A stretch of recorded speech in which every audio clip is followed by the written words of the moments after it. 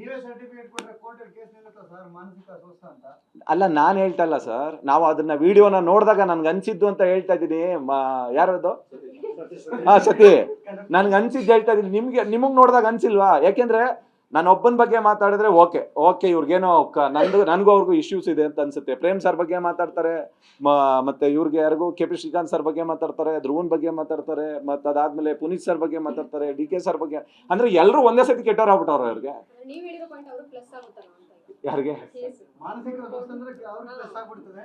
ಅಲ್ಲ, ನಾನೇನ್ ಹೇಳ್ತಾ ಇದ್ದೀನಿ ಅಂತಂದ್ರೆ ಇರ್ಬಹುದೇನೋ ಅಂತ. ನಾನು ಸರ್ಟಿಫಿಕೇಟ್ ಕೊಡ್ತಾ ಇಲ್ಲ, ಇರ್ಬಹುದೇನೋ ಅಂತ ಜಡ್ಜ್ ಮಾಡ್ತಾ ಇದ್ದೀನಿ ಅಷ್ಟೇ.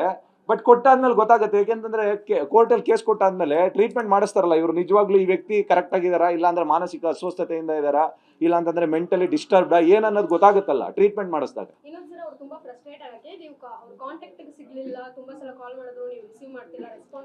ಏನಕ್ಕೆ ಮಾಡಬೇಕು ಮೇಡಮ್? ನಾನು ದುಡ್ಡೇ ಕೊಡ್ಬೇಕಾಗಿಲ್ಲ ಅಂದ್ರೆ ಯಾಕೆ ಮಾಡಬೇಕು?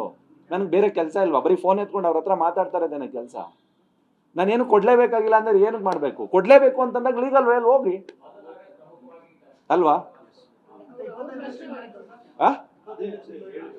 ಅದೇ ಹೇಳದ್ನಲ್ಲಪ್ಪ, 25 ಲಕ್ಷ ಯಾವ್ದೋ ಅಪಾಯಿಂಟ್ಮೆಂಟ್ ತಗೊಳಕ್ ಕೊಟ್ಟಿದೀನಿ ಅಂತಂದ್ರೆ ನನ್ನ ಹತ್ರ ಯಾವ್ದೋ ಅಪಾಯಿಂಟ್ಮೆಂಟ್ ಇಲ್ಲ. ಹಂಗಂದ್ರೆ ನಾಳೆ ಬೆಳಿಗ್ಗೆ ಬರ್ಕೊಡ್ತೀನಿ ಬಾ. ಆಯ್ತಾ? ಅಲ್ಲ, ನಾನು ಹೇಳ್ತಾ ಇಲ್ಲ ಸರ್. ನಾವು ಅದನ್ನ ವಿಡಿಯೋನ ನೋಡಿದಾಗ ನನ್ಗೆ ಅನ್ಸಿದ್ದು ಅಂತ ಹೇಳ್ತಾ ಇದ್ದೀನಿ. ಯಾರದು?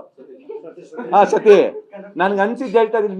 ನಿಮಗೆ ನೋಡಿದಾಗ ಅನ್ಸಿಲ್ವಾ? ಯಾಕೆಂದ್ರೆ ನಾನು ಒಬ್ಬನ ಬಗ್ಗೆ ಮಾತಾಡಿದ್ರೆ ಓಕೆ ಇವ್ರಿಗೇನೋ ನನಗೂ ಅವ್ರಿಗೂ ಇಶ್ಯೂಸ್ ಇದೆ ಅಂತ ಅನ್ಸುತ್ತೆ. ಪ್ರೇಮ್ ಸರ್ ಬಗ್ಗೆ ಮಾತಾಡ್ತಾರೆ, ಮತ್ತೆ ಇವ್ರಿಗೆ ಯಾರಿಗೂ KP ಶ್ರೀಕಾಂತ್ ಸರ್ ಬಗ್ಗೆ ಮಾತಾಡ್ತಾರೆ, ಧ್ರುವನ್ ಬಗ್ಗೆ ಮಾತಾಡ್ತಾರೆ, ಮತ್ತೆ ಅದಾದ್ಮೇಲೆ ಪುನೀತ್ ಸರ್ ಬಗ್ಗೆ ಮಾತಾಡ್ತಾರೆ, DK ಸರ್ ಬಗ್ಗೆ.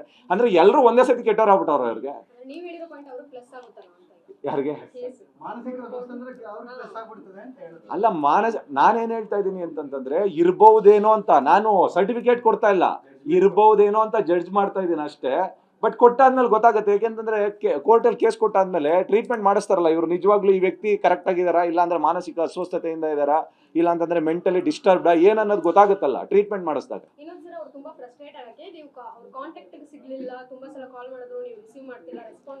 ಏನಕ್ಕೆ ಮಾಡಬೇಕು ಮೇಡಮ್?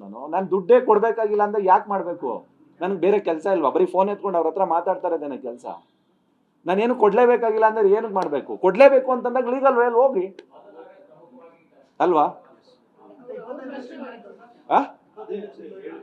ಅದೇ ಹೇಳದ್ನಲ್ಲಪ್ಪ, 25 ಲಕ್ಷ ಯಾವ್ದೋ ಅಪಾಯಿಂಟ್ಮೆಂಟ್ ತಗೊಳಕ್ ಕೊಟ್ಟಿದೀನಿ ಅಂತಂದ್ರೆ ನನ್ನ ಹತ್ರ ಯಾವ್ದೋ ಅಪಾಯಿಂಟ್ಮೆಂಟ್ ಇಲ್ಲ. ಹಂಗಂದ್ರೆ ನಾಳೆ ಬೆಳಿಗ್ಗೆ ಬರ್ಕೊಡ್ತೀನಿ ಬಾ. ಆಯ್ತಾ?